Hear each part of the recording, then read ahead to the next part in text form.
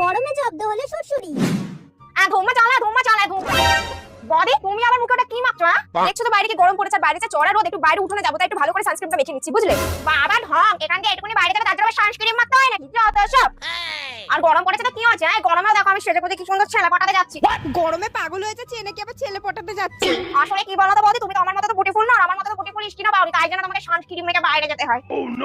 এবার দেখো সানস্ক্রিন ছাড়াই আমি বাইরে রোদে ছেলে পটাতে যাবো, ছেলে পটিয়ে এসে এত সুন্দরই থাকবো সানস্ক্রিন ছাড়াই। দেখবে শুধু।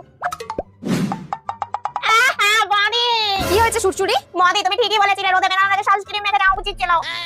এমনি ছেলেরা আমাকে দেখে এক দৌড় মারে, এখন তো আরো ছেলে পড়বে না, আমার আর বিয়ে হবে না মদি। মদি কালকে থেকে তোমার সানস্ক্রিনটা আমাকে দেবে, ঠিক আছে? আমি মেখে তারপর বাইরে যাবো। তোমাকে আমি কোনো সানস্ক্রিন দেবো না, তখন তো আমাকে কথা শোনাতে চালে না। হ্যাঁ, এখন এসে আমার কাছে সানস্ক্রিন চাইতে, যাও নিচে টাকা দিয়ে কিনে নাও। সবসময় তো লোকের নামে ভুলভাল কথা বলো না, এটাই তোমার শাস্তি। আমার বুটি পুলিশ কিন্তু এমন হয়ে গেছে বলে যে যা বাচ্চা বলে দিচ্ছে তো, আমি সবাইকে দেখা নেবো আমার নাম সুরসুরি বুটি কুইন।